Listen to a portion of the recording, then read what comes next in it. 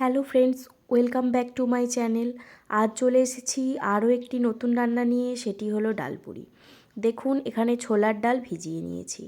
তারপর গ্যাসের মধ্যে বসিয়ে দিয়েছি একটা ফ্রাইং প্যান। তার মধ্যে দিয়ে দিলাম দুটো গোটা শুকনো লঙ্কা। তা এরপর এর মধ্যে অ্যাড করে দিচ্ছি 1 টিস্পুন করে গোটা জিরে এবং ধনে। একটু ভালোভাবে নেড়ে নেওয়ার পর অ্যাড করে দিচ্ছি দুটো লবঙ্গ এবং দুটো এলাচ। এবার দেখুন, সবকটা গোটা মশলাকে একটু ভালোভাবে নেড়ে নিয়ে একটা মিক্সিং জারের মধ্যে দিয়ে এটাকে একটা পাউডার বানিয়ে নেব। দেখুন, এখানে আমি পাউডার বানিয়ে নিয়েছি।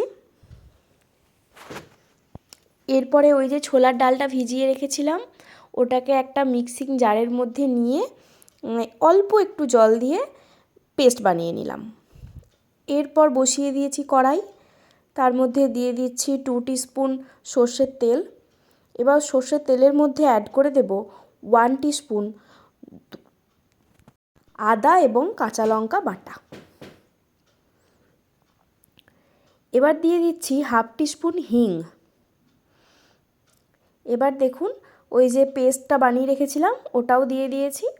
দিয়ে দিলাম নুন এবং দিচ্ছি চিনি, 1 টিস্পুন চিনি। সবগুলো মশলা দেওয়া হয়ে গেছে। এবার আমি ভালো করে একটু নেড়ে নিচ্ছি। দেখুন, এখানে এরপর দিয়ে দিচ্ছি ভাজা মশলা। পুর রেডি হয়ে গেছে। এখানে এবার একটু ময়দা, নুন, তেল সব কিছু দিয়ে জল দিয়ে একটা ডো বানিয়ে নিলাম। দেখুন, এখানে ডো বানানো হয়ে গেছে। এবার এখান থেকে একটুখানি কেটে নিয়ে বাটির মতো বানিয়ে নিলাম। দিয়ে দিলাম পুর।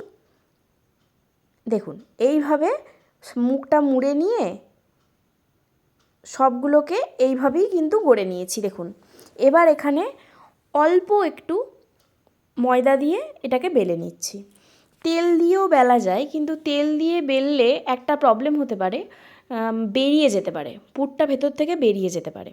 তো সেই জন্য এখানে যদি ময়দা ইউজ করা হয় তাহলে কিন্তু কোনো প্রবলেম হবে না। অল্প ময়দা দিয়ে সবগুলোই এভাবে বেলে নিচ্ছি। দেখুন, এখানে সাদা তেল গরম করে এবার একে একে ডালপুরিগুলো এর মধ্যে দিয়ে ভেজে নেব। দেখুন, এখানে কত সুন্দর ফুলে উঠেছে, একদম সুন্দরভাবে ভাজা হয়ে যাচ্ছে। এইভাবে আমরা প্রত্যেকটা ডালপুরি একইভাবে ভেজে নিচ্ছি। রেডি হয়ে গেছে। তো এটা আপনারা ঘুগনি কিংবা চানা মশলার সঙ্গে সার্ভ করতে পারেন। আমার ভিডিওটি ভালো লাগলে লাইক, কমেন্ট এবং শেয়ার করবেন। চ্যানেলটি সাবস্ক্রাইব করে পাশে থাকবেন। ধন্যবাদ সকলকে।